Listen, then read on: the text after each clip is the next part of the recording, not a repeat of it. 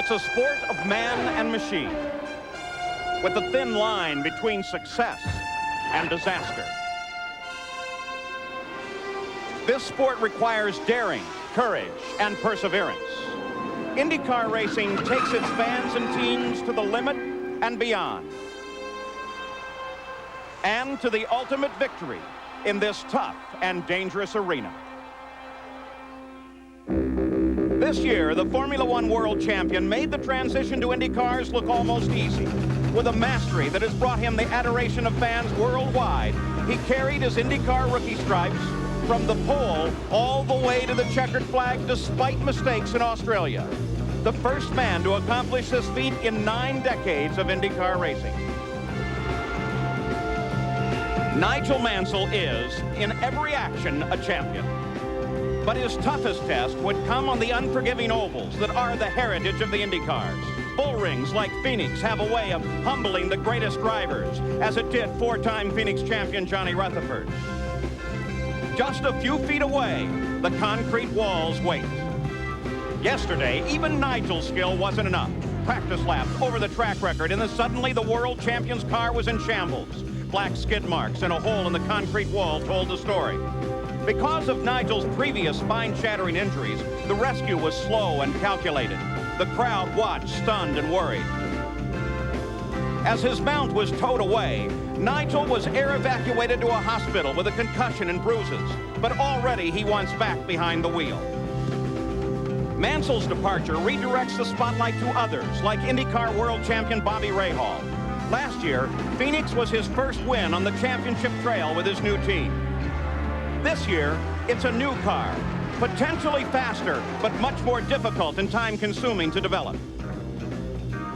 Now newer names like Robbie Gordon surge to the front. Driving for A.J. Foyt, he displays a disconnected flair that earned him a 3rd place in his run at Australia. Rick Mears, the acknowledged Oval King, is now retired. His throne is vacant. The search for his successor begins now. Today, from Phoenix International Raceway, it's the Valvoline 200.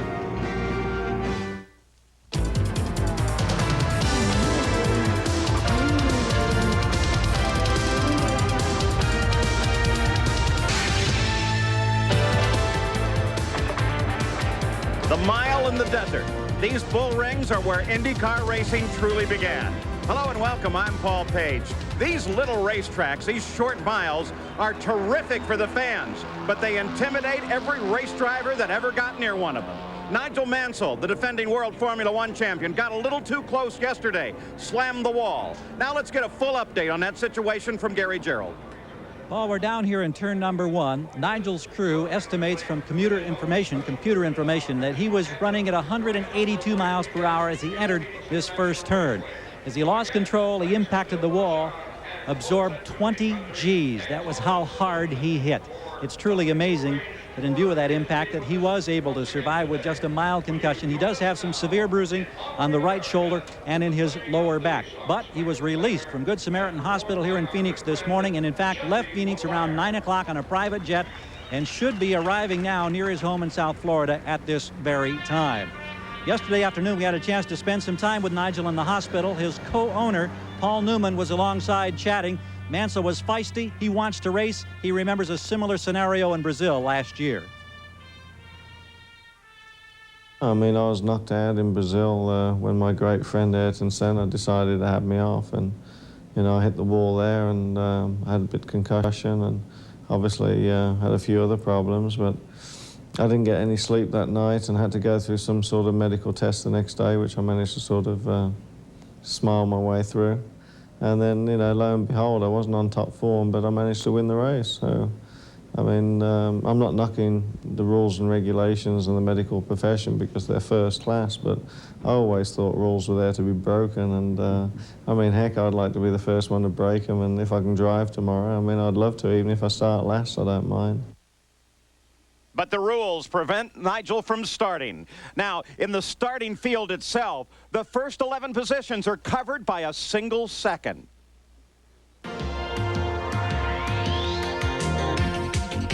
With his first career pole and a new track record, it's Scott Goodyear in the McKenzie Special.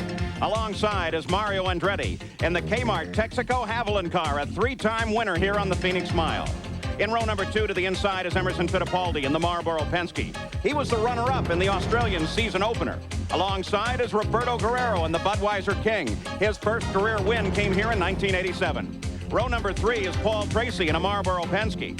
He finished 4th here last year. And Raul Boesel in his first start here in the Duracell Mobil 1 Charger since 1990. Inside row 4, it's Bobby Rahal in the Miller Genuine Draft, the defending champion of the Valvoline 200.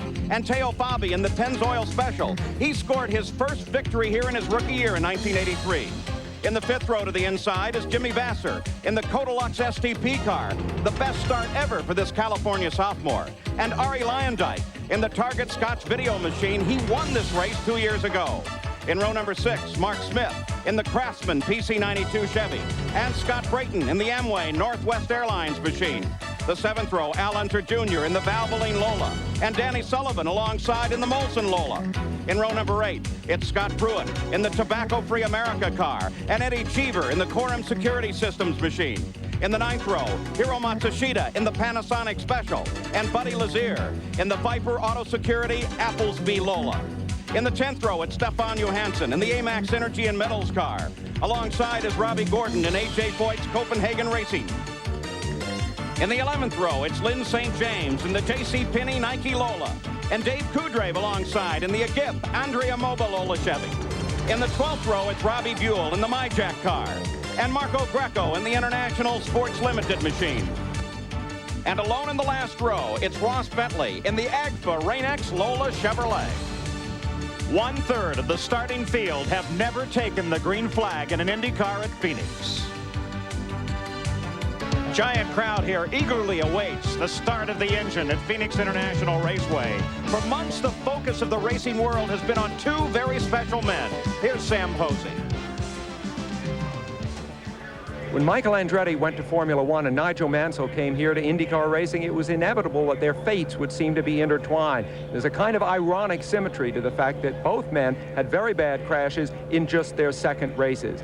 This was Michael's crash in Brazil last week, a promising 5th place on the grid, but a violent crash with Michael hitting first the wall and then being hit by Gerhard Berger. You know, over the winter, a whole new order of things has emerged in IndyCar racing. Bobby Unser, tell us about it. Well, Sam, Scott Goodyear, the young Canadian who won his first career race at Michigan last year and finished 2nd in Indianapolis. Now, he's on the pole here today, and he'll be fast. 4th on the grid is Roberto Guerrero, a face we've seen many times. He won here in 1987, and he's driving for drag racer Kenny Bernstein. And right behind him on the grid is Penske driver Paul Tracy, who has taken over now that Rick Mears is retired. And remember, this promising student has the best teacher you could get with Mears in his pits. Now let's go down to Jack Arute in the pits. Well, Bobby, those performances by the Walker Motorsports team and Scott Goodyear brought an influx of additional sponsorship money over the offseason. And they say that's the major reason why they're performing better. And here is the long and the short of it. They were able to order their cars and their engines much earlier than they were used to. They selected Ford power plants. Because they selected Fords, they were the first groups to receive Lolas. They encountered over 1,300 miles of testing, including 500 right here at PIR. Goodyear and Walker both say that's the difference between last year and this year for this team. The flag here at Phoenix Racetrack is at half-staff today for Alan Kowicki, the victim of that plane crash in rural Tennessee on Thursday night. Alan was a unique individual, a man who had the courage to step out of the conventional mainstream and carve a path of his own. The dream he had fostered began to unfold here at Phoenix in 1988 when he scored his first big league victory. Alan Kowicki, the Winston Cup champion. He will be missed by all of us.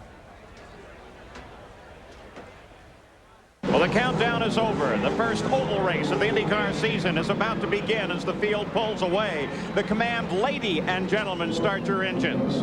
Recognizing the presence of Lynn St. James in her first start here. The race, 138 miles an hour, the record set by Roberto Guerrero in 87. The first fuel stop we expect at about 64 laps. And it's a beautiful day here in Phoenix. By the way, the first woman ever to drive an IndyCar drove here at Phoenix. It was Arlene Hiss. The track, well, It's kind of an oval, but there is a dog leg 1 mile around, 11-degree banking in turns 1 and 2, and 9 degrees in 3 and 4. You can run flat out through turns 3 and 4. The IndyCar itself, well, there's the rules. There was what it has to be, that 161 cubic inch displaced turbocharged engine developing upwards of 800 horsepower. A magnificent machine. The chassis in this particular race here today and how they have lined up, with Lola still the dominant power. Penske's got a few chassis in there, and the RH1 is what used to be the True Sport chassis. Here are the engines. Chevrolet, again dominant in this division. 8 Chevy V8C engines. The C is the newer version, the uprate of last year's engine. You ride now with the defending champion at this race, Bobby Rahal. But let's go pit side to Jack Arute. Well, Paul, remember in Australia, the big story at the end of the race was fuel. Nigel Mansell, he ran out of fuel, even though he told us that he had plenty of fuel to finish. His closest competitor, the team behind me, of course, that was Emerson Fittipaldi. They thought they didn't have enough fuel. When they checked, they had two and a half gallons. With all the new engines and all the new chassis, it's not that a driver will run out of fuel, but they still don't have it down to a precise science. So in a case of a race like today, when to win you have to make it in 2 stops, fuel could become a factor in determining when you come in and when you don't. How about some more information, Gary Gerould, from your end of pit road? Well, you remember in Australia 2 weeks ago, Robbie Gordon had a great race, a 3rd place finish. A.J. Foyt on scene here today, but what a weekend it's been. They blew an engine yesterday. Then this morning, Gordon got into the wall in the warm-up session. They had to really scramble to get the car repaired. It's the 92 chassis. They rolled it out as virtually the command was being made for everybody to be in the car. It was that close. Now he's on the track. We'll see how he responds from deep in the field. Keep in mind, it's only the 2nd time that Robbie Gordon has been on a 1-mile oval. So we'll keep an eye on Robbie Gordon. We're on with Al Unser Jr. now. You had a brief glimpse off the back of Mario Andretti's car. He had a spectacular qualifying effort yesterday. And here is Robbie Gordon. Back in the field, will have his work cut out if he's to have any kind of result similar to that 3rd place. And there's the man who has been bringing him along throughout this weekend, his car owner, A.J. Foyt. So now they begin to find alignment behind the PPG pace car, and we're ready for 200 miles of racing at Phoenix International. This mile in the desert produces some great races. We expect nothing less here today. The entire field begins to close in. Sparkling new machinery here at the start of the season. Remember, a lot of drivers in this field have not taken the green flag in an Indy car here at Phoenix. So now the field comes into full alignment. Scott Goodyear, his first pole, brings the field toward the green flag. And into turn 1 with Mario challenging to the outside. And Mario Andretti picks up the lead on the backstretch. At the same time, Roberto Guerrero moves up to challenge both Fittipaldi and Tracy. Off of turn 4, Roberto Guerrero still running high in a battle for 3rd place as Mario Andretti takes the lead at the conclusion of lap number 1. There's that battle with Guerrero and the rest of the field as he splits up the 2 Penske cars looking for racing room. Fittipaldi just in front, then Guerrero, then Paul Tracy just behind. And just behind Paul Tracy, that's Raul Boesel as they come to the conclusion of the 2nd lap of the run. And Scott Goodyear, who started on the pole, has decided for a more casual approach to the start of this race and lets Mario Andretti run out in front, if "let's" is in fact the appropriate word. Now take a look at Paul Tracy as he begins to challenge Roberto Guerrero and ducks inside in 3.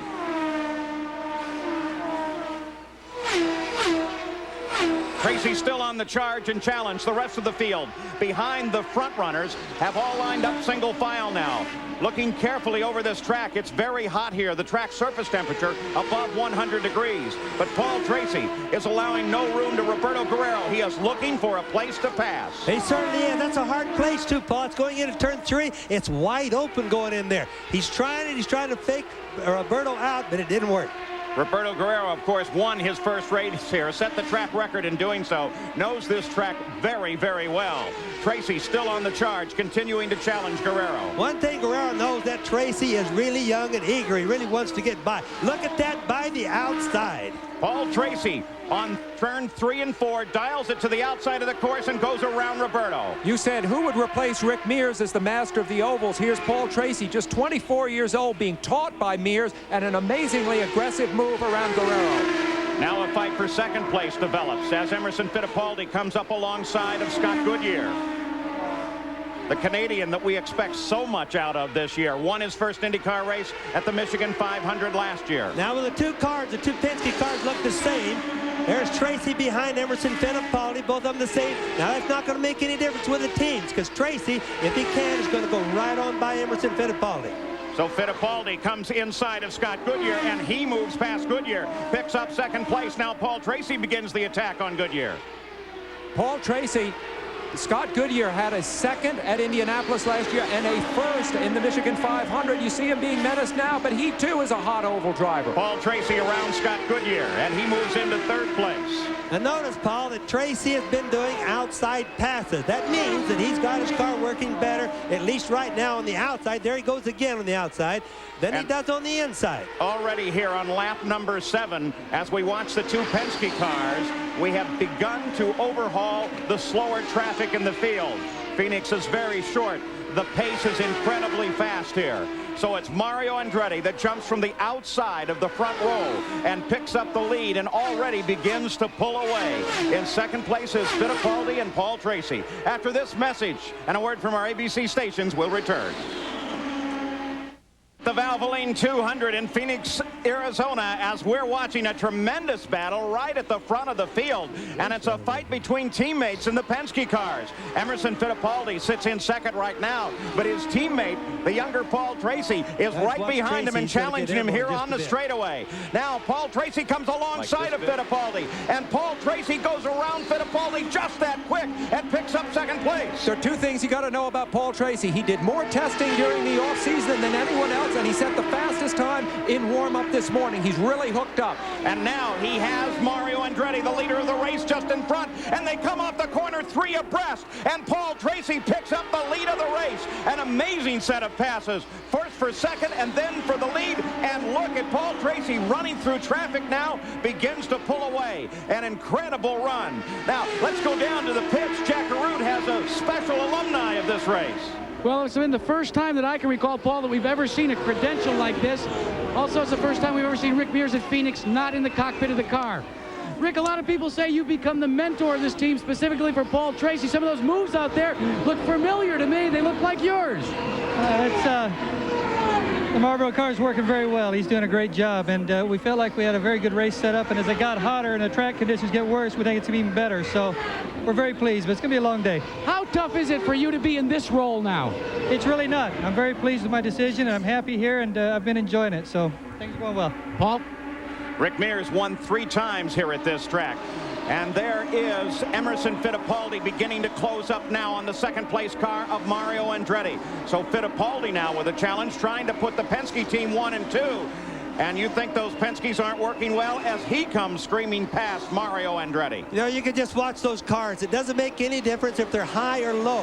Anytime at Phoenix, and you can have 2 grooves to race on, you can pass a whole lot easier. Passing Mario is normally a big job. So the Penske cars, first and second, Paul Tracy leads it. True, Bobby, but Rick Mears' signature was always the high pass here, wasn't it? And that's what we saw Paul Tracy using. Wow, look at this traffic as they come off the corner. The leaders working their way through the rest of the field now. 4 and 5 abreast. We haven't seen that at Phoenix for a long time. That is the best racing I've seen in a long time. Looks like Scott Brayton was dancing out very high as he came through that corner, but he got it back under control.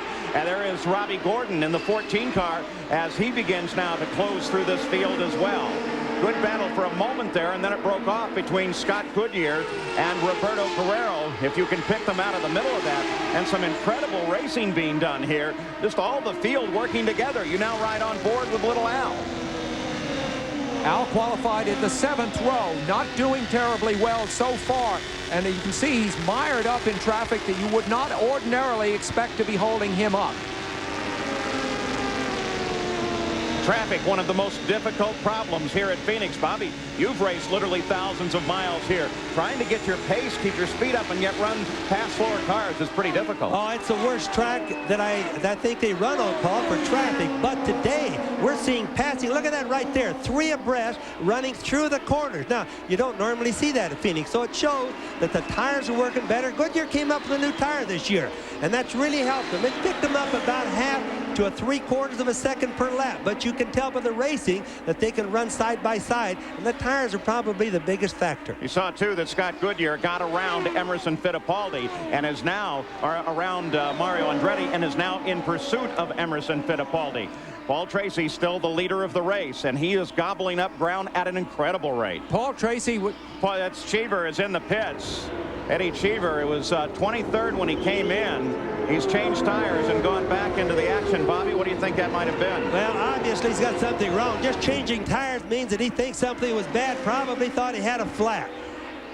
So he comes back in, gets it changed, and we'll see what happens to him now. Robbie Gordon, if you're keeping track of the A.J. Foyt car, has moved from 20th up to 7th place. So the car is finally working this weekend. Let's go pit side and Gary Gerould.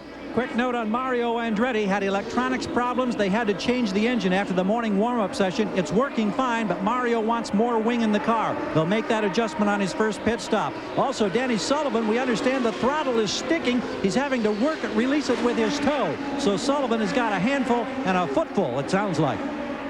That's very difficult to do here. You know, it's so precision, Paul, and how you back off going into the turns. When you do have to back off for traffic, it really will mess up his speed a bunch. Fortunately, Bobby, the throttle pedal is configured in such a way, unlike a passenger car, that you can do that. Yes, they have a toe strap, a little strap that goes around your foot so you pull your foot back to shut it off. Look at Scott Goodyear as he comes up and finally overhauls Fittipaldi. He used this traffic in front of him to get it done, and his momentum carried him right up to the back of Bobby Rahal and Scott Brayton. You know what he did is he caught Emmo sleeping. Emmo didn't see him coming. Emmo got up behind the traffic, and I'll bet he never saw Scott coming by. Now looking back from Rahal as we see Fittipaldi with Teo Fabi just behind him begin to close, and Rahal goes a lap down to the leaders very early on in this fight. Let it be remembered that Rahal, right there in the center of your screen, we're on board with him now, won this race last year, and his success on the 1-mile ovals was the centerpiece of his championship effort. He is not doing well here today, and this is going to imperil his chances for defending his championship. You know, Sam, last year they had something. They had a Lola car last year. They had something that nobody else had because they outshined everybody here by a bunch. Very much the same way that Paul Tracy's doing today. Let's go to the pits. Jack Arute has this update. Well, Paul, that pass by Emerson Fittipaldi losing that position, well, listen to this. He's reporting to his team that he is having some problems with the boost on the engine. He is getting slower and slower as the race progresses. They're not quite sure what to do about it. They're just going to hope that he can tough it out. A great shot, too, from Bobby Rahal's onboard camera as you see the rest of the field working past him. As we keep an eye here on Emerson Fittipaldi, we can go back and take a look at that pass. Now there is Scott Goodyear working behind Fittipaldi. He moves to the outside. Fittipaldi takes the normal line into the corner. Now you can see Emmo didn't expect that to happen. Emmo was watching Fabi, the yellow car right in front, the Benzol car. He was watching that car so he wouldn't touch him going the turn. Goodyear went right by the outside. That's the easiest way that you could pass people here. You know, it's interesting that Teo Fabi, you see him there. He's running in 9th and now being overtaken by the leader of the race. When Teo Fabi was the first one I ever remember that did that kind of pass here back in 1983 when he won the race. He just hooked up and went around a whole group of cars about 2 lanes off of the normal groove of this track. Well, you know, Paul, sometimes there's a groove out there that nobody knows, and pretty soon somebody will just jump out there and try it. It looks like they're dumb when they do it at times, but when they make it, they look like heroes, and that's the way Tracy is looking when he goes by them. A very busy racetrack here as we keep track of the Penske cars running at the front of the field. Paul Tracy, who's looking so solid here. There's the stats on Paul right now from the EDS scoring system, and we appreciate that information, being able to keep us right up to date. Scott Goodyear runs in 2nd place. Emerson Fittipaldi is still in 3rd. Mario Andretti has dropped to 4th. Roberto Guerrero sits in 5th. In 6th place now is Robbie Gordon, so he continues to come forward. Last year, Paul Tracy finished 4th in this race, and it was by far his most substantial achievement in racing up to that point. I think he has a special feeling for this place, and he's demonstrating it now. nice thing about being out in front with like Tracy is right now, Paul, is he can pick his traffic and his passing what he wants. He doesn't have anybody pushing him really hard. Whereas the guys that are back in the pack, they usually have somebody pushing them, so their passes have to be more conservative. Bobby Rahal now makes it into the pits and is looking for a full tire change. This coming on lap 37. Jackaroo? Well, Paul, the problem is Bobby Rahal says the car is extremely loose. So loose that he felt he had to come in and make an exchange of tires. Going a lap down didn't help either. Of course, this is a new chassis. It only took them 16.5 seconds to change those tires, but they're still working with the True Sports chassis transition from last year and what they call the Rahal Hogan, and they don't expect their new chassis to come out until after the Indianapolis 500. Boy, and you can bet if Bobby Rahal comes in on lap 37, which is almost 30 laps sooner than he should, it's got to be bad, Paul, and nobody would question that one. Here's where we are with Mario Andretti, who has finished 2nd and 4th in his last 2 Indy starts. And, of course, he was 2nd on the grid here, so he is resurgent. And, of course, with Nigel Mansell out of the race, all the hopes of the Newman-Haas team rest with Mario alone, and he really is apt to rise to that kind of occasion. Sam, I think he probably has more miles than anybody on the track today at this track. Paul Tracy, by the way, took the lead on lap 11. At that time, he took it away from Mario. On lap 34, Tracy lapped Mario. It only took him 24 laps, in other words, to put Mario a lap down, and now he's going for Emerson Fittipaldi. Take a look at that as Emerson sits down inside there. Paul Tracy looks for the position, and Paul Tracy is now looking for his own teammate to lap him. Some of the passes with Tracy have been so outstanding.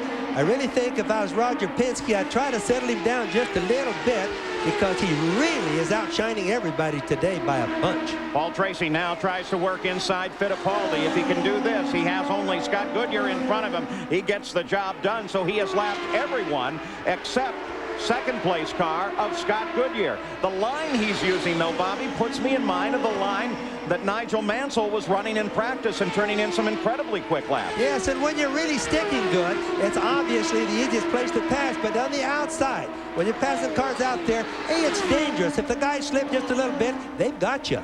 And as you saw there, he went around Scott Goodyear and has now lapped the entire field in a mere 42 miles. And we haven't seen this happen in years, that somebody is this much faster than the entire field. Scott Goodyear, right there, who sat on the pole, already been lapped. So Paul Tracy now, keep an eye on this, the 12 car sitting up there high, again looking at slower traffic. He bottles up Scott Goodyear, uses that high line that has been working very well for him, and he has now lapped everyone in the field. Paul Tracy is on an incredible roll here at Phoenix International. You're looking from high above the track in the Goodyear blimp. And there is your field in the top 12. International, Mario Andretti trying to hold off his 4th place position from a charging Roberto Guerrero. And now Roberto moves out to that high line, working so well for the leader of the race, Paul Tracy, and he picks up 4th place. Let's go to the pits and Gary Gerould.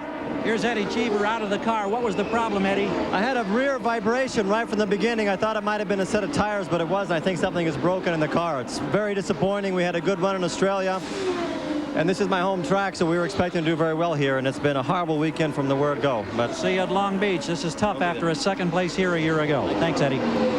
Eddie Cheever, new team this year. They expect much out of that operation. They have been working very hard. Obviously, the Penske organization always works hard, and look at the job that they have done for Paul Tracy and what Paul has managed to do with it. Here's the look back from Arie Luyendyk's car.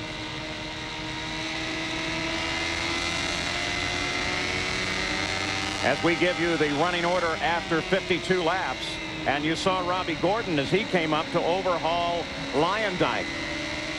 Robbie Gordon, that's actually a pass on lapping position. It wasn't a pass for position. Gordon now runs in 5th place as he just managed to move around Andretti. And this is Scott Brayton in the pits. Apparently something seriously wrong at the back of his Amway car. Yes, it is. When they pull that hood off, you might as well just know there's something bad wrong. They're Danny Sullivan with a problem as well. Another one. And I don't think it's the heat getting to them, Paul. I think it's early in the year, the type of problems they have. You got to remember, around here, they're turning 13, and some of them 13,200 RPM almost all the way around. They don't change much speed. You can tell by how fast Mansell went in and crashed by how fast they go all the way around. Apparently they're working now with that throttle that Danny was complaining about. You can see they have the cowling off at the top, and they've been telling him with hand signals, try it now. Let's see if we can get it to return. These throttles are operated on a real nice sealed cable. But sometimes they go all the way through the chassis from way up front where his feet is, clear back to the engine, and they get bound up somewhere, and that's what they're looking for. The battle between Robby Gordon right now and Roberto Guerrero as they fight for position. Robby Gordon in the black car, just exiting the screen there on the right, had a crash this morning. He's in his backup car at this point, and it's an incredible performance that he's giving because he did not get much practice. He's not familiar with ovals. This is only his second oval race, and yet he is charged up to 5th. He's 24 years old, like Paul Tracy, and I think in many ways he's giving an identical performance, albeit back in the pack. He's in 5th place, but at the moment he is closing on 4th place, Roberto Guerrero. Right now, Paul Tracy is averaging 156 miles an hour. If he can maintain that pace to the finish, he'll be almost 20 miles an hour faster than the lap record. It's an incredible tribute to Foyt's crew that they were able in a very short period of time to get this backup car set up for Robby Gordon, and it's an incredible tribute to him that he's willing to push an unfamiliar car this hard this soon. The Valvoline 200 now 58 miles into the 200-mile run. You know, Paul, 156 miles an hour. Do you realize it wasn't too many years ago that would have been pole qualifying speed here? I remember it. Now they're averaging it right now. You and I stood down in the first turn, and we were amazed at 150 because that was such a landmark at the Indianapolis 500. Now look at Paul Tracy as he closes up behind Robby Gordon, and he has traffic ahead of him. This is the key. Does Robby Gordon know Tracy's behind him? He's been looking ahead of him the whole time. Look at them both on the outside. Way up. Very dangerous racing here. But when you're driving the kind of race that Robby Gordon is, are you looking in your mirrors? Will he see Tracy there? We'll have to see. Two of these new brash young challengers in IndyCar racing now battle with one another, not for position. It is Paul Tracy trying to lap the 5th place Robby Gordon, and Robby doesn't want any part of it. Well, it's going to happen, whether he likes it or not, if he stays on the track, because that Tracy... Mario Andretti in the pits. This is on lap number 60. So this is pretty close to Mario's scheduled window. They make a change in the front wing. Not much of one, though. Looked like a single turn on both sides. The battle continues between Tracy and Gordon as Tracy looks to the inside and picks him off, just like you suggested, Bobby. You know, to the people that want to know, one's a Chevy and one's a Ford. That's a Chevy. The last race we saw, it was Ford that was running the best. So it's changing. They're continually developing these engines, and Chevy just had a big breakthrough in their fuel mapping. In other words, it's all electronic injection and how they map the fuel through the RPM and power ranges. So they've made a gain, Paul. Just passing over now the 62nd lap, 62nd mile. This is when most of the teams indicated they would try and stop, and it will give us our first best indication of how the fuel mileage is going. As you suggested, Bobby, the new Chevy C engines, there seemed to be a question, but they have been working with it, and since he's gone this far, it's logical to assume it's all solved because he is setting a torrid pace. Well, we saw in Australia that the Chevys obviously weren't doing as well on fuel as the Fords did, but those guys are all smart. There's a lot of money involved, a lot of engineers, and they're trying to fix it, and they may have her fixed. You know, there was loose talk during the offseason that Ayrton Senna might be driving this car that Paul Tracy is driving. Well, obviously, Senna's still in Formula One, and Paul Tracy is doing this job, I think, as well as anybody in the world could do it. You know what that is, though? That is a dream of Emerson Fittipaldi. He wants to bring Ayrton Senna here. But right now, it is Paul Tracy on the pit road heading for Penske service, and here's Jack. And it'll be a difficult entry because Bobby Rahal's crew continues to work on his car. He hits the marks and overslides them. The crew goes to work. They are very pleased with the handling capacities of the car thus far. They're only going to change tires and add fuel. Tracy waiting patiently. And the longest part of the stop is the fuel. He engages the gears and lights the tires up in 14.4 seconds. He's away, Paul. Oh, what a great stop for the Penske team. And throughout the whole thing, you saw Roger Penske there holding down the transmit button on the radio, talking Paul through every inch of this race. Telling him to use his head. Stay out of trouble. He can win this race. Be careful. Scott Goodyear running in second. Now he heads for the pits as well as the first service stops are underway. Here's Gary Gerould. And we watch and wait with the crew. We see the nose of the car. He glides it in perfectly. Hits that mark. The air guns go to work. We're watching to see if they make any adjustments. Nothing at the rear, nothing at the front just yet. Goodyear now gets a wing change on the right front side. A half turn it appeared to be. Still holding him. Now a quick turn on the left side. Still holding. Now down off to Jackson. Not a fast stop, Paul. We've got him at close to 17.5 or 6 seconds. 17 seconds on our clock. That would be a 3-second deficit to Paul Tracy on pit stops alone. Nor was he as fast in or out of the pits, which also affects your performance. But the Walker Motorsports crew obviously taking it very careful with Scott Goodyear. They want to make sure that he lasts all the way to the end of the run. Well, his best finish here so far was 10th. Fittipaldi is in. Now here's Jack. Emerson Fittipaldi, Paul, you'll recall, was complaining of a boost problem in the car, having a little bit of understeer. He just says, I do not want any changes. The boost is okay, and I believe that the racetrack will come to me, so keep the understeer. So they are going to make no changes. He is off and away, and he lights up the tires as well, Paul. Well, I'll tell you what, another incredible stop by the Penske team. That was a good sign for the Penske team also, Paul, because they didn't even make any wing adjustments. There were no adjustments made. Now, they might have made some stagger to the tires in the adjustments, but they would tell that ahead on the radio before they came in. Bobby, there's a lot of stagger run here, isn't there? The outside tires are much bigger than the inside ones. Yeah, it's just about 3/10 of an inch. Yeah. Robbie Gordon runs in third place. He is doing the pits at any time. That Scott Pruitt in his new ride just in front of him. And we'll keep an eye on Gordon as he's due at any moment. That's got to be making Ford and A.J. Foyt really happy to see this boy. No practice in that car. They took it out today, put tires and springs on it, the right gears in it, put him out on the track, and away he went. And he's already going good, and he has no experience on the ovals. Robbie Gordon down low and heads on into the pit, so he will get service from A.J. Foyt's organization as he comes in behind Jim Vassar. Gary Gerald? And we're right behind A.J. Foyt as he watches very closely. What a different position for Foyt now, pointing to his head as if to say, think, young man, think. We need to clarify. This is the 92 chassis. It's the one that he crashed this morning. They made the repairs. He's familiar with the setup. He stays in it. We watch the clock tick away the seconds. Now he rolls away. 17.1 seconds for Robbie Gordon. A.J. Foyt, the great champion of IndyCar racing. At Australia, Robbie Gordon told Jack Arute that his boss was Michael Kranifus, but A.J. Foyt has pointed out to all of us, it is A.J.'s team. We'll be back. Of Phoenix International and sporting the new colors and a new name, the Airship Eagle, piloted by Captain John Creighton, has been providing some great aerial shots of the track down below, and there you see it, where we are still green. We've been green for the entire 78-lap run, and there's the EDS scoring with Paul Tracy at the front of the field. He has lapped everybody in the field, and that despite his pit stop. Now you take a look, the onboard camera of Arie Luyendyk, who just comes out of the pits. He was running into 8th when he went into the pits. He comes out in 10th. So Arie Luyendyk's trying to stay at the bottom of the order at the top 10, but that was Arie Luyendyk's second pit stop, and as he comes out of the pits, he falls further and further behind as Mario Andretti comes past him. Now what's happening, Paul, as we watch the race progress, the real fast cars, like the Penske cars, Michael Andretti, people like that, are going for probably a 3-stop race, whereas some of Mario Andretti and some of the other cars, like you saw with Luyendyk, like the Gallus cars, those guys are going for 2 stops. They're cutting back the boost, turning less RPM, and trying to beat them in the pits because they can't outrun them on the track today. So we have 2 different thoughts going so far. Mario Andretti in 6th place continues to try to stay in the fight. He's being attacked at the back end of the field as well as the front of the field running very, very tight together. But Mario has not had success passing high. Most of his maneuvers have been down low, and he's gotten trapped quite a few times. We see a high pass of Scott Pruitt there, but that's been the exception, not the rule for Mario so far.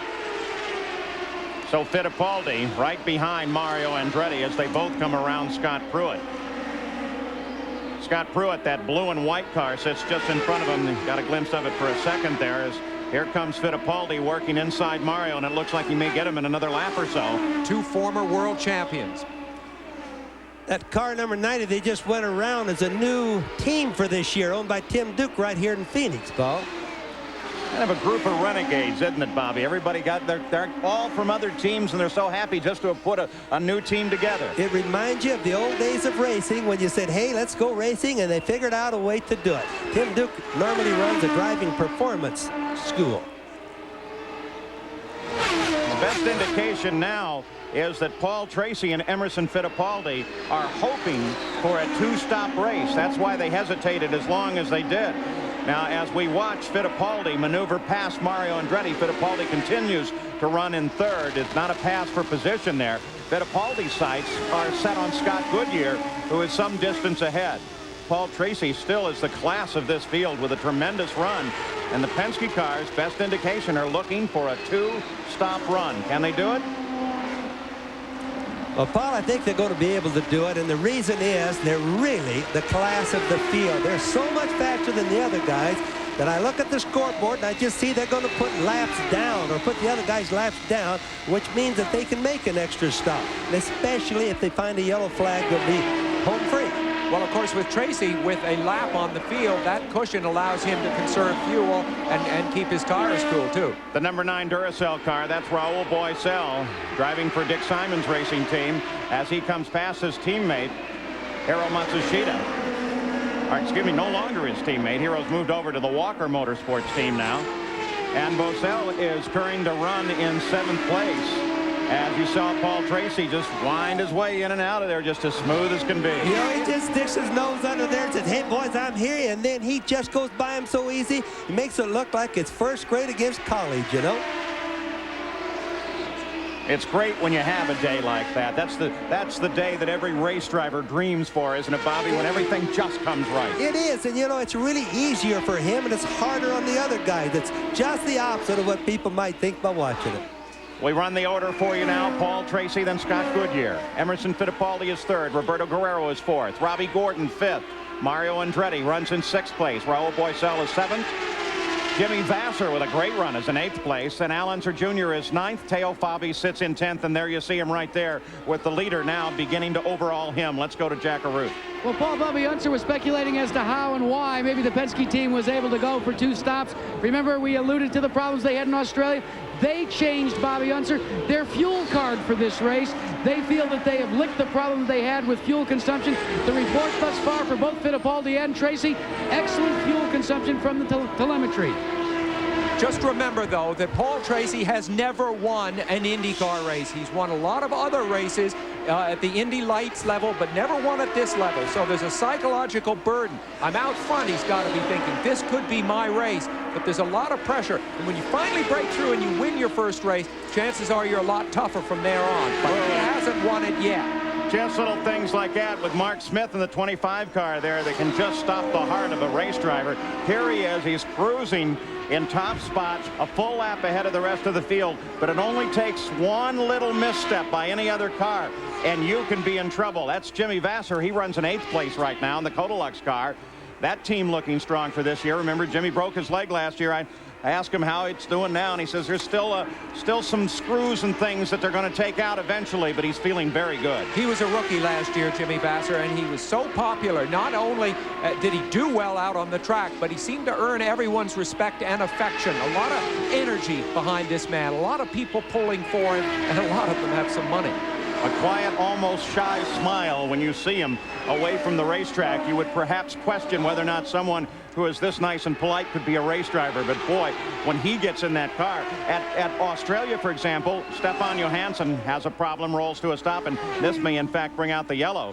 Jimmy Vasser was the fastest Chevrolet engine in the field in the qualifying. He wasn't able to carry that to the end of the race, but he did have an excellent qualifying run. Yellow flag comes out for the first time here at Phoenix with 95 miles complete. So the yellow out as we approach the halfway point in the Valvoline 200 at Phoenix. The field will now close up on Paul Tracy.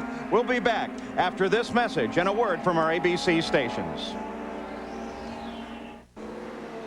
Still under the yellow at the halfway point here in the Valvoline 200. In just 2 weeks, the Indy cars will be on the streets of Long Beach in the Toyota Grand Prix of Long Beach.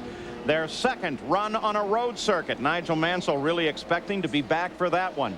But first, we have to complete the run here at Phoenix. The yellow came out for Stefan Johansson. He had a gearbox problem, pulled off the course and out of the car. Danny Sullivan also is out of the race. Apparently, he decided that playing with that throttle wasn't a very good idea in the kind of traffic they're running here. Allenser Jr. elects under this yellow to make a stop.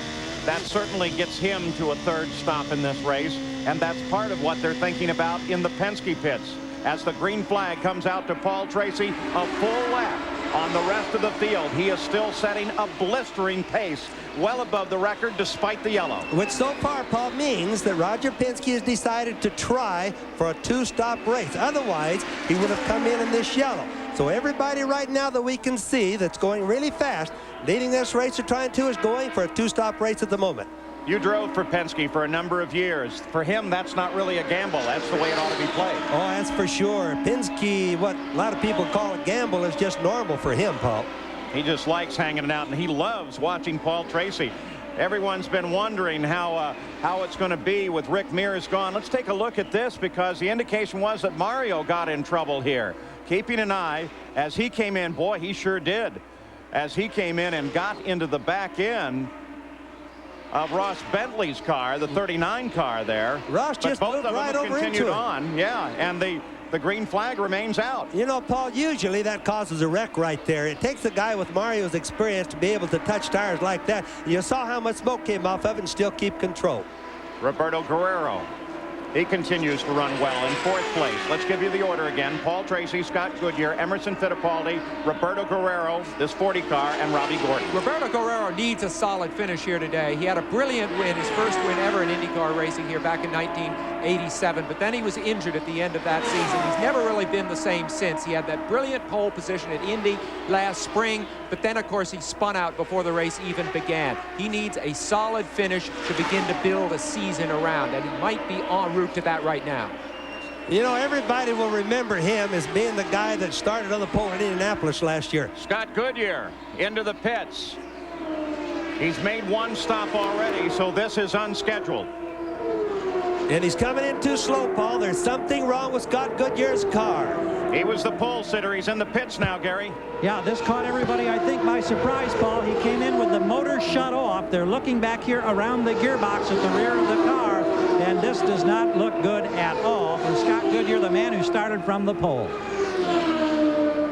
Terrific young man, former driver school instructor, with a great future expected in this sport, Sam. He was the Ford engine sandwiched between two Chevys. Now the top runners are all Chevys, as we see Rahal make for the pits. Bobby Rahal comes in as well. Of course, he's been struggling with his car throughout the day. That's going to make Scott Goodyear dropping out is going to make Jim O'Donnell from Canada really feel sad, and all the Canadian people that are watching this race today. Rahal eked out a 6th place in Australia, but here I think he's in deep trouble, and his chances for defending his championship right at this point do not look really good. But again, Sam, I think that's something that Bobby Rahal has decided he's going to live with until the new car can come in. Listen, Bobby Rahal he has taken the lead in getting his own chassis. He has a deal with Honda coming in the pipeline. A new car, as Bobby said, by mid-season. He is very much his own man with a great future. This is a temporary setback. And he's turning Columbus, Ohio into a major race car development center. He's using the Ohio State University wind tunnel and everything. We know part of that is he's an American. He would really like to see there be an American-made car, because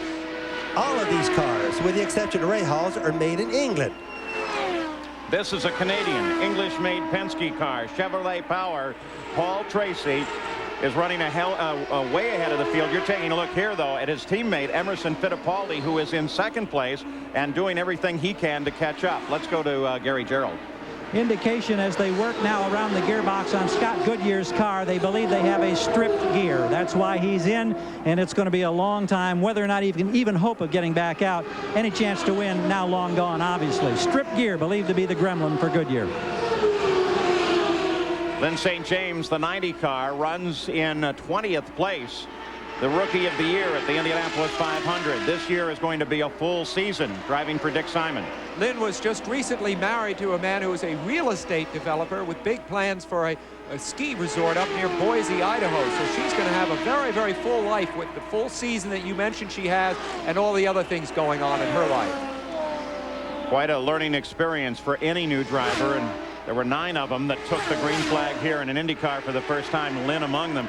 Look at Teo Fabi as he comes past. I think most of the new drivers, Bobby, come to this track just with the idea of trying to keep it as clean as they can the whole way. Well, Paul, I just started to say a little while ago that this is the toughest track, in my opinion, that any rookie driver can come to. And they should all be told, don't try to win the first race, because trouble here is brewing all the time. Paul Tracy, the leader of the race, just came around Teo Fabi and Lyn St. James, and Lyn very wisely got it down out of the line of the leader and let him go right on through. Well, you know, we've talked about what a quality field there is, and to prove in the pudding here is Teo Fabi not able to run even in the top 3 or 4, whereas 10 years ago he was a front runner every time out. And I think the reason for this is the series is just so much stronger than it's ever been with good drivers, and that's why we're not seeing a lot of incidents. They're able to run close to each other without causing accidents. It is good to see Teo back and now in the Pennzoil car. He's been away for a couple of years. Scored his second oval win here at Phoenix, 1983. Some spectacular passing. You know, I think obviously that the teams, you look at the yellow car, Teo Fabi, that's Jim Hall's team. Sponsored obviously by Pennzoil, but I think the teams, when they click, the teams shine more now than they ever did in the past, because the teamwork between the mechanics, the engineer, and the driver, and the owner, and the sponsor all have to work together now more than any time that I can ever remember. Scott Pruitt comes up alongside Hiro Matsushita and just comes right on past him. Now it's Buddy Lazier sitting just in front of him. And Scott Pruitt, new team for him. A fellow that everybody wondered throughout the winter if they were going to come up with anything at all, Sam. Well, and he has something to prove, because last year the True Sports car did not do well. Was it a question? Maybe it was Scott Pruitt's fault. Maybe it was the car's fault. So he's like trying to make the point that it was not his fault. And with Ray Hall's problems with that car, relatively, I think he is making that point, and he's having a beautiful drive today, is Scott Pruitt. And certainly by the performance of the car is somewhat vindicated. Look at Teo drop to the inside as he continues his battle with Scott Pruitt. And it is a fight for 9th place. Now they split around. They're looking at Ross Bentley's car, trying to find room to come around him. So this battle for 9th between Fabi and Pruitt continues. That really rattles somebody like Bentley when they come around both sides of you. You know, when you're racing side by side and going 3 and 4 abreast, that's one thing. But when you don't know if they're going to come by both sides at one time, you know, you can't watch the mirrors on both sides, Paul. So it really surprises you. So the fight for 9th place continues. The leader of the race is still Paul Tracy, followed by Emerson Fittipaldi a full lap back. Roberto Guerrero is in 3rd.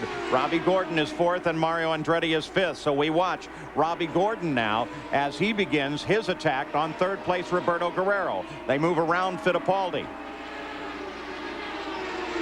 And boy, Guerrero, take a look at Gordon as he almost gets into the side of Fittipaldi's car. Boy, that was close. He went in between Boycell and Emerson's car. That really looked like it was a wreck going to happen. I think that was only a half a second away from an accident right there. Robbie Gordon, the number 14 A.J. Foyt car. He has an incredible driving style. It seems that he can just place a race car totally sideways, and he's very comfortable when he does that, and then he just dials it back wherever he wants it. Well, you know, right now, I think he's the driver of the day. I know that Tracy is absolutely annihilating and run away from everybody, but Gordon has no time in the car. They just poked the car together, got it out on the track, and he's just going like wildfire, Paul. Robbie Gordon looking so solid after having a very bad warm-up practice this morning where he spun in turn 3, tapped the wall. Look at him as he comes up to handle up Fittipaldi here. Whoa, now that's the place where any sensible man would back off, but Robbie Gordon just stays right with it and keeps his momentum up and is in a position to pass Fittipaldi. That's really terrific. Jimmy Vasser got an eye full of that one too, and Robbie just seems, like I said, pitches the car sideways and off he goes. That was almost a squeeze play right there. You could see it from the other angle. Bobby Rahal out of his car, out of the race. The box-like form there with the sticker on it that you see Little Al leaning up against, there's so many G-forces, lateral G-forces as you drive around this oval. You need somewhere to rest your head or you get awful tired by the end of the race. You know, that's new this year for them, Sam. Little Al's been using a strap around his shoulder on the other side. He switched over this year to one for his helmet to lean against. It's not exactly like Little Al is weak. He's a tough driver, but that's the trouble. Some fairly significant names out of this race. Included on that list is Bobby Rahal. He's with Gary Gerould. Well, the defending champion on the sidelines. Bobby, what was the problem today? I don't know, Gary. So the car was handling pretty good in the beginning, and all of a sudden the handling, it got really loose, and it just got progressively worse and worse. So I came in and we tried some things, but there's something wrong somewhere. So just I think I'm a menace to either myself or everybody else out there if we stayed out. Paul Tracy's having the kind of day you had a year ago trying to go wire to wire. Sorry you're out. We'll see you at Long Beach. See you at Long Beach. Yeah, we'll be there. Thank you. All right. Bobby Rahal out of the fight. Look at the crowd here today. Beautiful sunny skies overhead. Nice warm temperatures in the 80s. And the battle continues at Phoenix. 11th place, Ari Luyendyk looking for room to race on this track as we keep an eye on Robbie Gordon. There is Robbie Gordon as he comes, and look at he and Guerrero as they split. Hiro Matsushita and now come up behind Lazier. And Lazier's getting a mirror full of race cars right now. Paul Tracy in the pits. Jack Arute. And Paul Tracy comes in for what they hope will be his final stop of the day. If they've worked the calculations properly, he will not be back. They take on fuel, they take on tires. Paul has made no changes whatsoever all day. He wants to win this because it's his father Tony's birthday. A little over 15 seconds and Paul Tracy back to the fight. Still a lap ahead of the field, though you can lose that lap very quickly here. Here's Ari Luyendyk. He runs in 11th place as he comes alongside Matsushita. Dials it down. He wasn't happy with being forced down near the grass on that one. So Paul Tracy has made his stop. Maintains the lead in doing so. 134 laps complete right now. He made the stop on lap 133. Bobby, can he make it to the finish? Well, I just figured it out, and he can. I think it's going to make it. If he doesn't have some sort of a problem, he's going to have a lot of lead. He'll be able to turn less RPM, turn down the boost if necessary. Should have no problems. He averages 148.7 miles an hour, 10 miles an hour over Roberto Guerrero's record. And his closest pursuer is his own teammate, Emerson Fittipaldi, who now comes into the pits. So Fittipaldi in for a stop, Jack.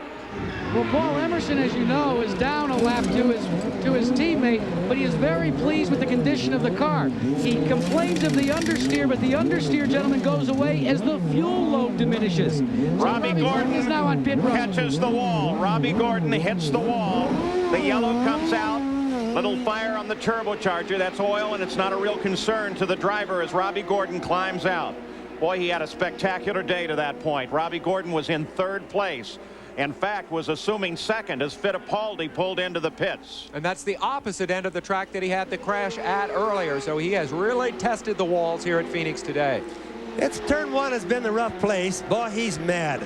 He really feels bad for what's happened. It probably was his fault. He probably blew out. There's Foyt talking to somebody down there trying to figure out what happened. I want to be careful. We don't know that what caused this accident. We merely saw the car come off the wall. Yeah. Robbie acting like that, it would seem to be logical that maybe something put him up there that wasn't of his own making. Well, it could have been another car even.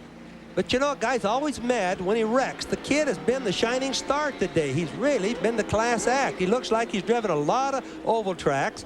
I just think he's been the class act today all the way around. Well, as he headed across the start-finish line, he picked up 2nd place going into turn 1, and then he got into the wall. Mario Andretti now under this yellow makes a stop, and this yellow certainly going to help any plans that the Penske organization had of going to the finish on just 2 stops. Well, it's going to help some of the other guys, but unfortunately, I think for them that the Penske cars are too far ahead of them, Paul. I think they're still going to lose from it.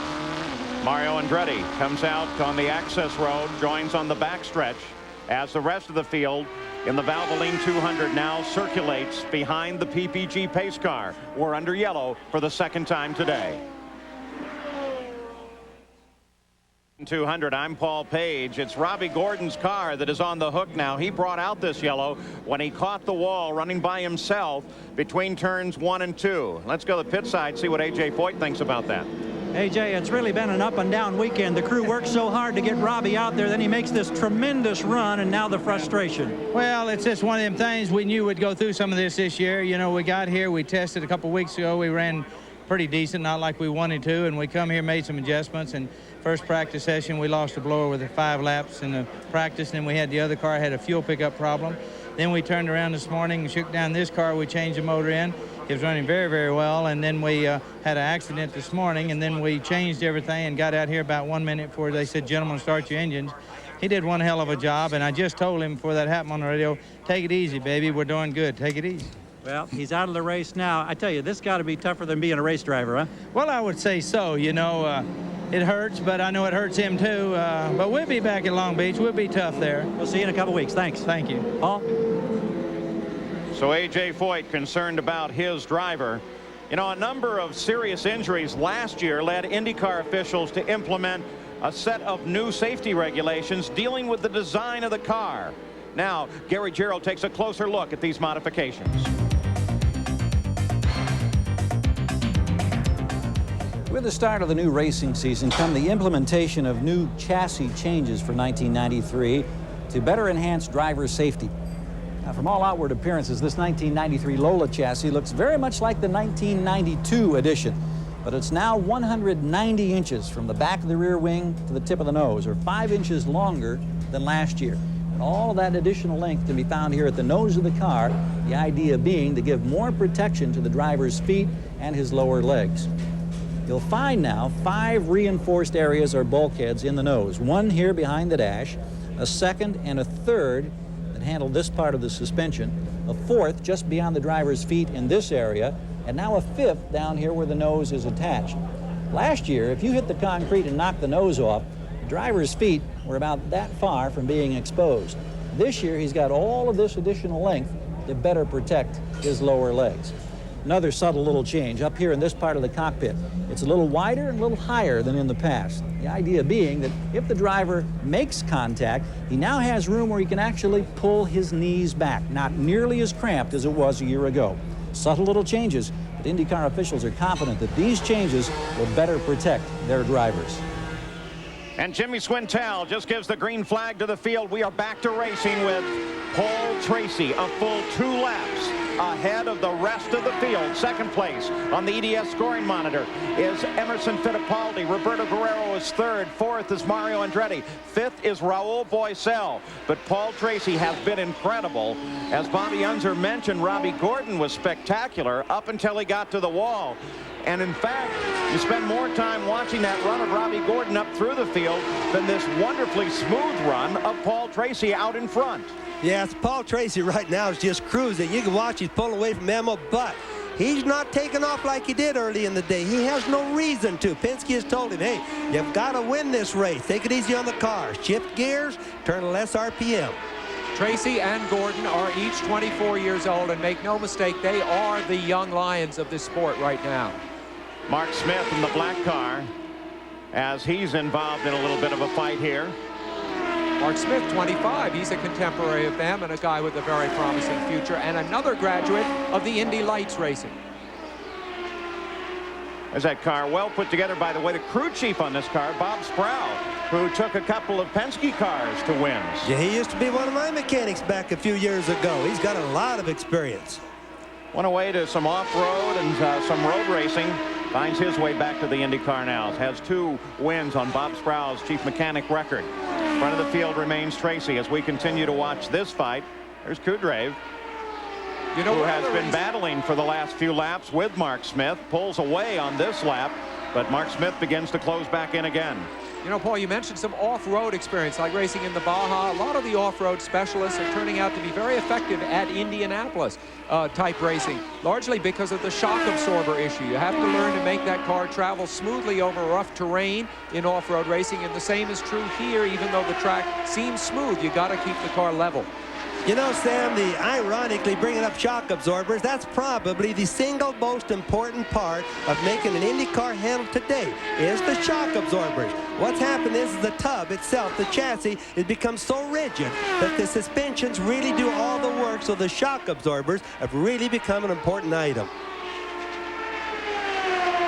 Dave Kudrave, the 50 car, now runs pretty much alone. He was running with Smith for a while there. There's Rick Mears, Roger Penske, I think all of us wondered with Rick Mears getting out of the sport whether or not Roger would continue to show the interest that he has, the intensity. But he seems to really like Paul Tracy. We had a dinner with him last year, and he just sat there and raved about Paul the entire time. Take a look at the leaderboard from EDS Scoring in the Valvoline 200 at this point, with Paul Tracy 2 pit stops, Fittipaldi 2, Guerrero 2. Can they maintain that? Well, Bobby Unser thinks so. We've just gone past the 153rd mile, as now we ride with Al Unser, who with attrition and staying careful with his driving has moved up into 7th place. Yeah, so little Al, watch his head. Watch all the vibration that you get. There's over 2.5 G's in the middle of the turns pushing against his headrest there that Sam was bringing up a little while ago. You know, this is a typical drive for little Al. Bad qualifying and then comes on and on and on in the race. To be sure, he's only up to 7th, but it's been a terrific drive for him. I've never seen this team, the Gallus team, have so many problems trying to get race cars working as they have both down at Australia and here at Phoenix today. Well, of course, they were low on the customer list at Lola, and then Al crashed his car just shortly after it arrived, so they haven't tested as much as the others, and maybe that's hurting him.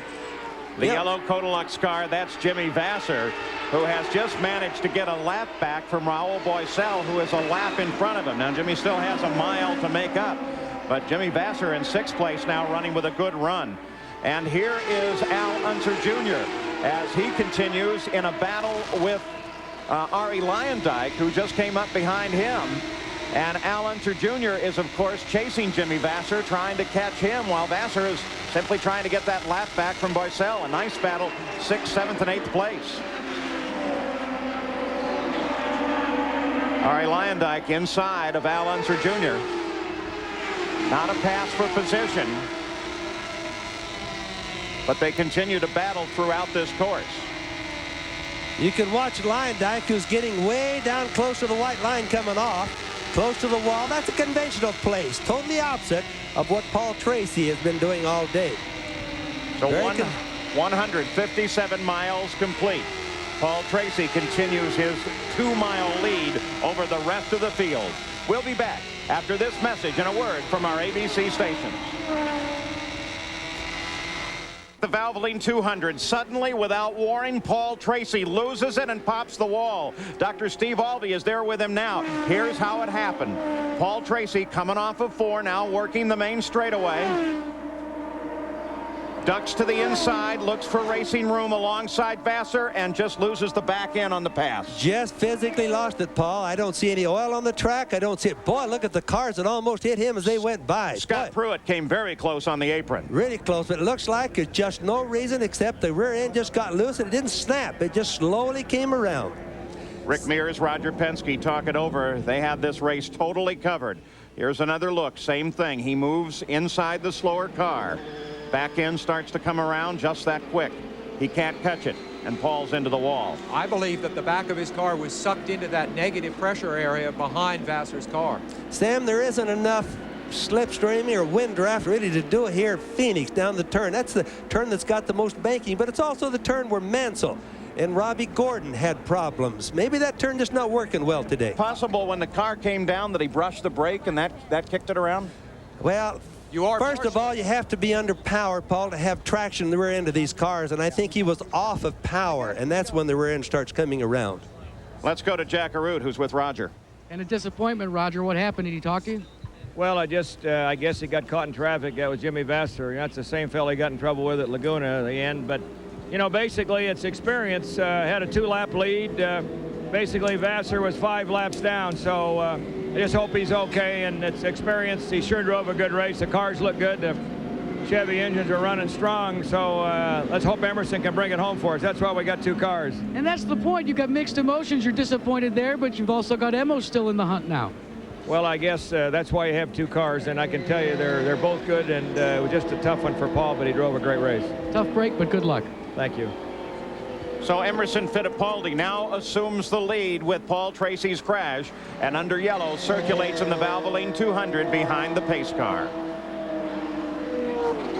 1993 marks the 68th year that a Goodyear blimp has flown over a major sporting event. Today it's the Valvoline 200 at Phoenix International Raceway, where we are under yellow. 166 miles complete. The yellow for Paul Tracy, who had a spectacular 2-lap lead until he slapped into the wall. He limped away from his race car, and this was when Dr. Steve Alvey a few moments ago came to his aid. They put him on the back of one of the IndyCar safety vehicles and moved Paul then over to the ambulance. We want to check and make sure that Paul's okay, because he was favoring one leg there and still limping just a little bit.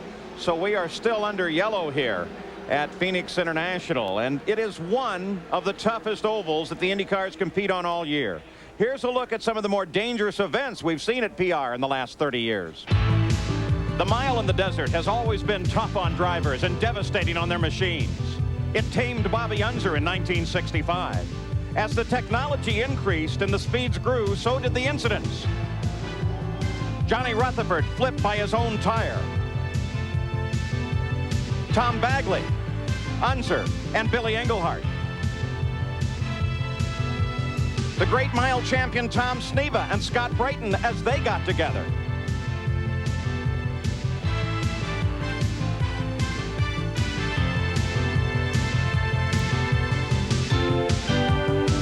In 1986, Jose Legarza tried to tame the mile. Arie Luyendyk was leading the race until this pit fire.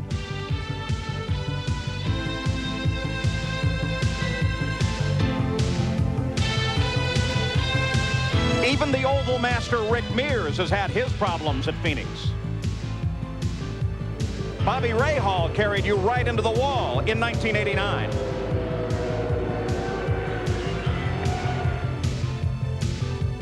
For Dominic Dobson, the backstretch was very tough.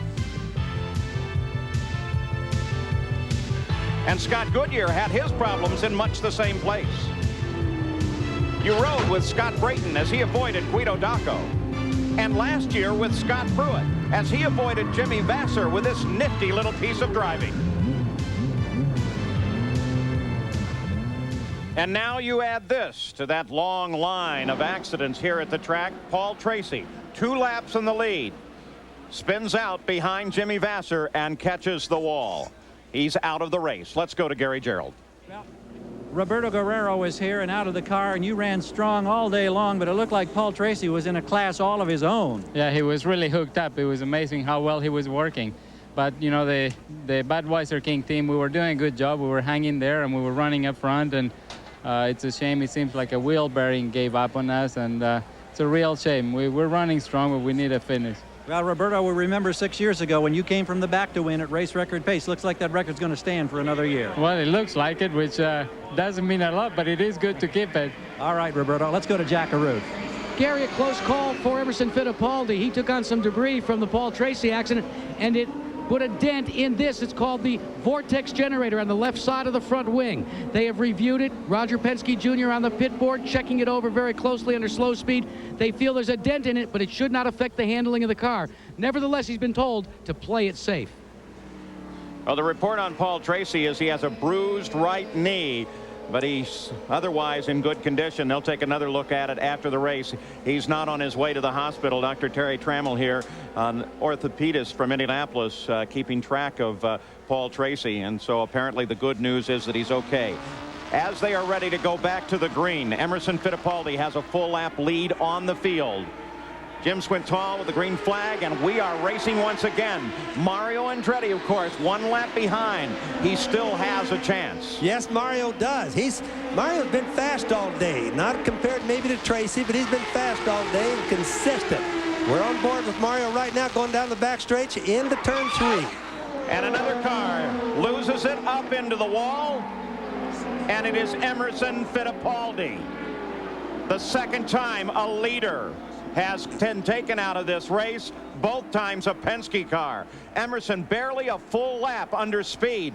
and he's into the wall very quick. Bobby, I have no idea what got in there. Well, Paul, I don't either, but it's obvious that Penske's team has been snake bit today. That's for certain sure. Whatever happened with Emo, he has so much experience that I know that something on the car would have failed. He just doesn't do things like that himself. Already the IndyCar safety team there, Roger Penske, gets this wonderful piece of news. Nigel Bennett was right there with him, the designer of these two cars. You got a glimpse of him for a moment there. Let's see if we can tell what happened here, Bobby.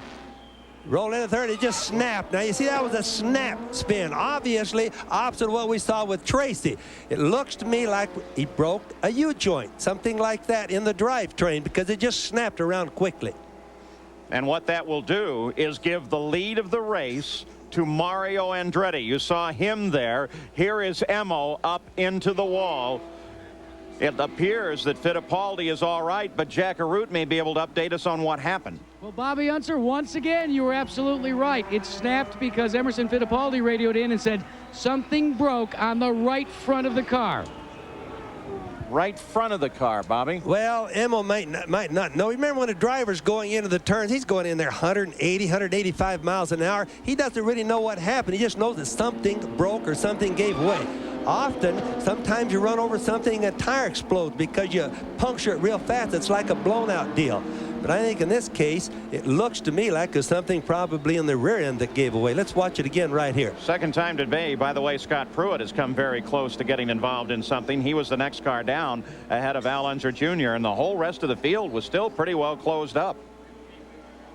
There's Emerson Fittipaldi. Thank goodness he appears to be okay, but not happy. He's had victory in his hands and thought that he had this race won after watching his teammate lead by full 2 laps most of the way. Yeah, totally unavoidable on Emerson's part. He just rode it out when it happened. So 173 miles are complete in this race that went so smooth for so long, and just in a very short span of time has taken away 2 leaders. We'll be back. Mario Andretti, it's been 73 races since his last win. He circles now behind the PPG pace car with 24 miles to go to the finish of this race. As soon as they come back green, he will have a full lap on the field. One of his owners, Paul Newman. What a weekend they have had, both Newman and Carl Haas. The problems yesterday with Nigel Mansell. Then watching the Penske cars dominate and both Penske cars crash. And Mario, after a spectacular qualification run that put him on the outside of the front row, in trouble. Mario now out in front. Saturday on ABC Sports, the Professional Bowlers Tour rolls in with the BPAA US Open. Then on ABC's Wide World of Sports, world-class athletes meet in Cancun for the second challenge of the Jeep Superstars. And from Austria, celebrate the International Special Olympics presented by Dollar Rent-A-Car. All Saturday on ABC Sports. Bobby, at the outset, you mentioned the new order of things in IndyCar racing and mentioned Gordon and a couple of the other young guys. There's Carl Haas, the owner of Mario's car. Who would have thought that at this point in the race that the oldest driver in the race would be leading it? Mario at 53. Well, you know, Sam, also I think we've seen one of the most exciting races here at Phoenix. Totally unpredictable than we've ever seen before. Al Unser Jr. in, tops up for fuel. You know, one guy who was really solid here, Al Unser Jr., by the way, was running in 4th, was really solid here in his heyday, lives here now out in Paradise Valley. It's Tom Sneva. He has a golf course that he's part of. He calls it the Tom Sneva 500 Club, and on that course, he's got this.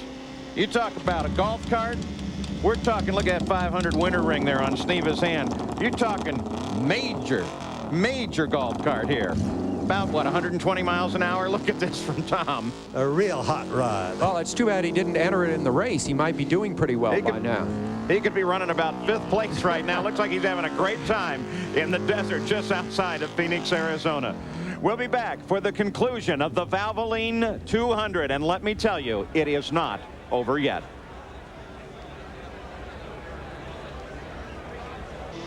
...180 miles, the distance traveled, 20 to go. We're still under yellow. Mario Andretti, the leader of the race, not at a record pace any longer. The yellows of the last few laps taking out both leaders, Paul Tracy and Emerson Fittipaldi, have had a dire effect upon the average speed of the race. The record will still belong to Roberto Guerrero, but will Mario Andretti finally break that streak? It's been a long time since he has won an IndyCar. You can trace it all the way back to July 3rd of 1988 at Cleveland. Mario said that he's been missing the presence of his son, Michael, terribly on the team, but I think this will breathe all sorts of new life into him. Jimmy Vasser, he runs in 3rd place. His best career effort thus far was 7th last year at Long Beach. Here's how he ran throughout the day. Nice, steady run for Jimmy Vasser. So it's Mario Andretti, a lap ahead of Raul Boesel, who is 2 laps ahead of Jimmy Vasser. Just think of how often in the years at Indianapolis and other races, Mario Andretti has been what you call snake bit. Only 20 laps to go, a lap cushion here right now. It would seem to be wrapped up for Mario Andretti, but because of his particular string of bad luck, you really wonder if it is. I'll tell you what, if he doesn't win this race, he's going to remember what you just said, Sam. There's no question in my mind about it. Well, and he's very superstitious, too. Exactly. That's why he's going to remember. He probably has more experience than all the guys behind him totaled up. Just think about that. Well, Bobby, it's his 40th run here at Phoenix, and the guy with the next most experience, now that you mentioned that, was Ray Hall with just 14 starts. So the green flag now flies again in the Valvoline 200. Mario Andretti, a full lap on the field. But we have seen that top slot change twice in the recent laps. Small little mistakes, but we're talking one of the great veterans here as he carefully moves down the backstretch, picking up the pace, no hesitation whatsoever. Raul Boesel is in 2nd. In 3rd place is Vasser. Al Unser Jr. is 4th, followed by Teo Fabi, Arie Luyendyk, Scott Pruitt, Kudrave, and then Mark Smith. Fittipaldi was the contact with the wall while he was in the lead, and he's falling down through the order now as the rest of the leaders continue to pass him. It's pretty good when you're in Mario's position and you look in your mirrors and you see 2 men who have not won an IndyCar race. Fittipaldi out of the race, as we mentioned. Here's Jack Arute. Emmo, first of all, you've been released, you're okay, but what happened out there? Well, when Paul Tracy crashed, I got the debris from his car, and they hit the rear wishbone on my rear suspension. And I asked Roger to have a look on the pace laps, and he had a look. It looks I lost a fourth cylinder, but something went under the rear suspension and damage. And I was very easy. Going to turn 3, just snapped the rear wheel, and I lost control. Unfortunately, it was a great race. We were doing a great race. Well, it's a tough break for Emerson Fittipaldi, but also coming out after a problem is Paul Tracy. Paul, first of all, your condition, you had a little bit of a problem with the knee. Yeah, I banged up my knee. Everything's all right. We're having a good race, and we're running really good in traffic. And then. And what happened there? It just seemed like some of the guys didn't want to, heed to the blue flag, and it's disappointing to be up a couple laps, being in the lead, and we'll come back at Long Beach. Just want to say hi to my wife Tara, and I'm all right. Amazing! In less than 5 minutes, both 1 and 2 out of the race, Paul. Yeah, but a newlywed, he's figured out exactly how to handle it, as he says hi to his new bride.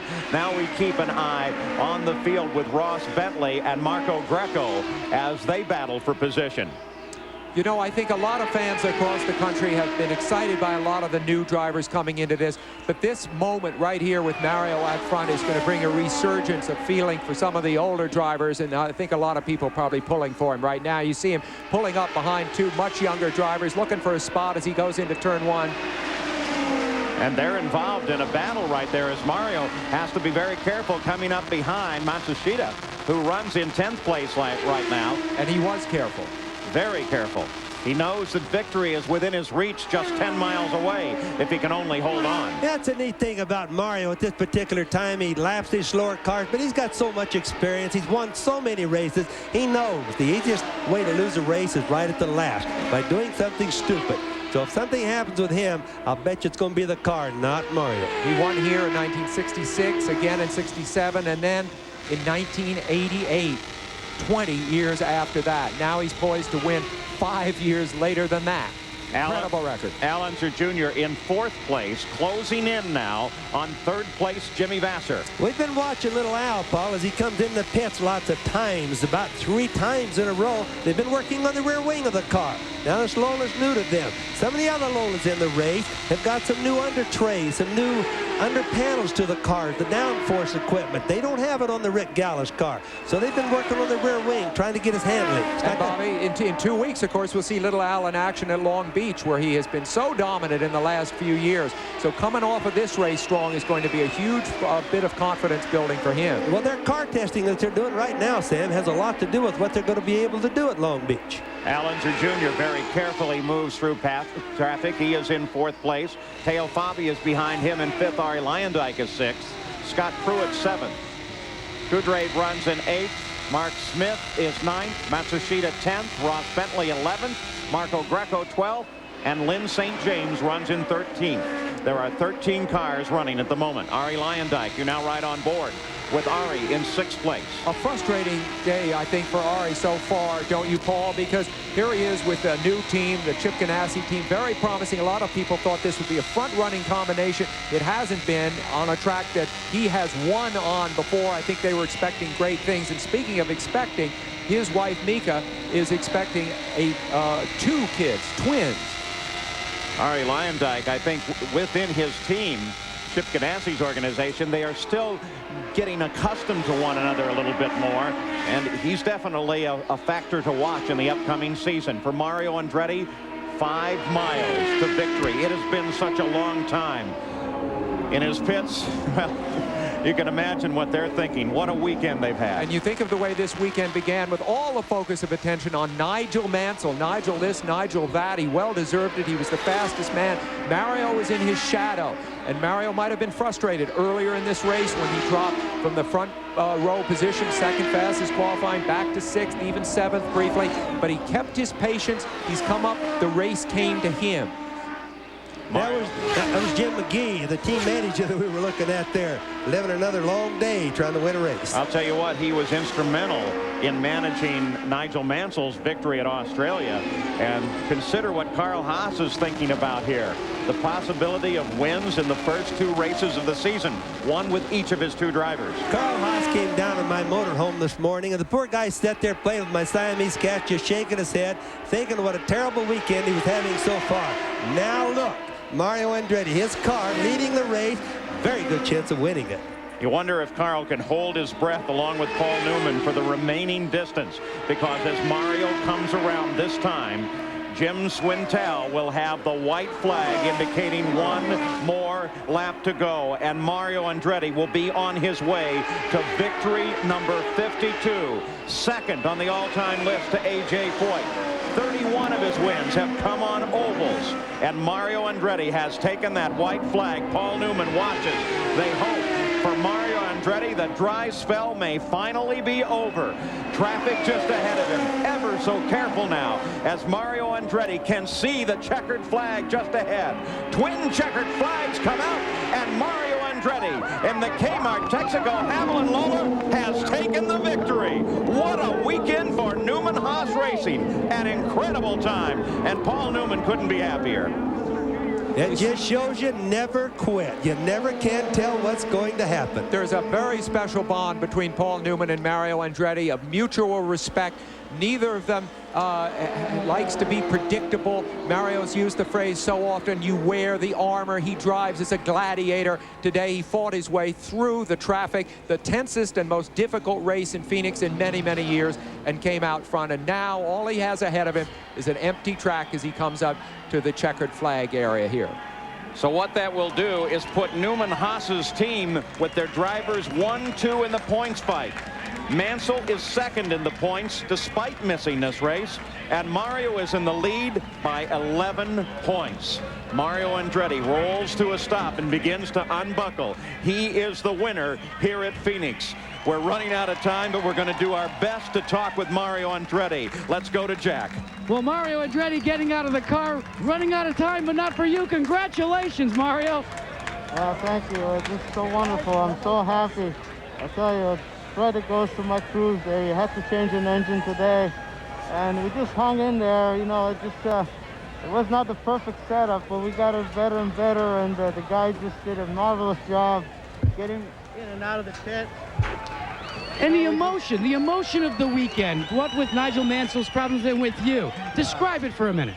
Well, you know, it's so wonderful to be able to bring it home for the team because, you know, that was a natural setback. But, you know, the man upstairs was looking after us, and, God, I'm so happy. Paul, it's Andretti again, but this time Mario, and it's been a while. Mario Andretti takes the win, followed by Raul Boesel, Jimmy Vasser, and Al Unser Jr. Here at ABC, we'll see you in 2 weeks on the streets of Long Beach, California.